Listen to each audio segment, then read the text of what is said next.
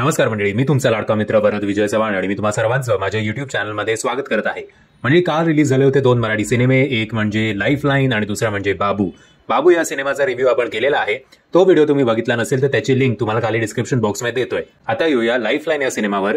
मंडळी, समजा विज्ञान आणि श्रद्धा, अंधश्रद्धा, रूढी, परंपरा हे जे काही आहे हे समजा विज्ञानासमोर आलं, म्हणजे या दोघांचा, विज्ञान आणि या रूढी परंपरांचा जर फेस ऑफ झाला तर काय होईल, तर लाईफलाईन सारखा सिनेमा आपल्या भेटीला येईल. म्हणजे गोष्ट आहे पंडित केदारनाथ अग्निहोत्री म्हणजेच माधव अभ्यंकरची, जे अंत्यसंस्कार आणि या सगळ्या विधी करतात. थोडेसे ते शॉर्ट टेम्पर्ड सुद्धा आहेत आणि त्यांच्या मनात एक 1 डायमेन्शनल विचार असतो सायन्स बद्दलचा.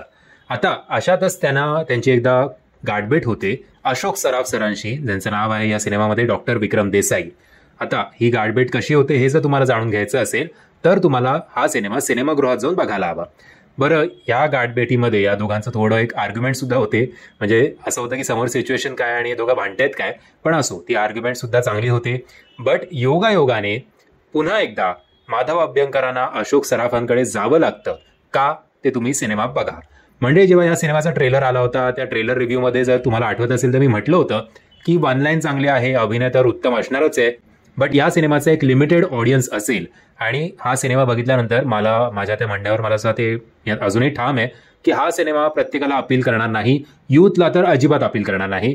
एक सिनियर सिटीजन्स किंवा 40-50 जे लोक आहेत त्यांनाच हा सिनेमा अभिनयासाठी म्हणून कदाचित ते या सिनेमाला प्रायोरिटी देतील.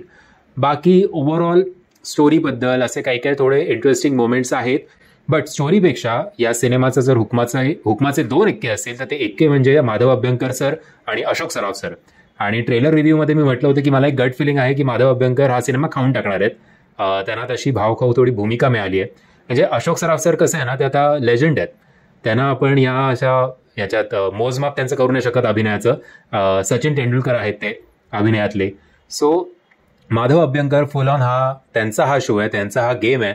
आणि त्यांना साथ नाही, ऍक्च्युली त्यांनी ज्या प्रकारे अशोक सराफ सरांना साथ दिली आहे, सो हे दोघं जेव्हा एकमेकांसमोर येतात तेव्हाच खऱ्या अर्थी या सिनेमामध्ये हा सिनेमा बघायला मजा येते. हे दोघं समजा फ्रेममध्ये नसले तर काहीतरी चुळबुळ आपण करायला लागतो, एवढं निश्चित. स्टोरी तशी सिम्पल आहे, एकदम असं काही फार तुम्हाला कॅमेरा अँगल्स आणि असं काही मिळणार नाही. मेन फोकस जो आहे त्या दोघांच्या अभिनयावर आहे आणि इतर कलाकारांच्या सुद्धा, फक्त हे दोघं नाही. सो अभिनयासाठी म्हणजे जसं आपण एखादं नाटक बघतो तसंच एक डिजिटल नाटक मोठ्या पडद्यावर तुम्ही बघताय अशी तुम्हाला फिलिंग हा सिनेमा बघितल्यानंतर येऊ शकते. कामाचं मी म्हटल्याप्रमाणे माधव अभ्यंकर सर आणि अशोक सराफ सर त्यांच्या जागी ग्रेटच आहे. संध्या कुटे यांनी सुद्धा चांगलं काम केलेलं आहे. बाकी दर्शील चौधरी, शर्मिला शिंदे, सुश्रुत, हेमांगी कवी, भरत दाभोळकर सर आपापल्या आणि जयवंत वाडकर सर आपापल्या जागी चांगले आहेत. ओव्हरऑल मला वाटत नाही की हा सिनेमा काही फार बॉक्स ऑफिसवर चांगली कामगिरी करेल.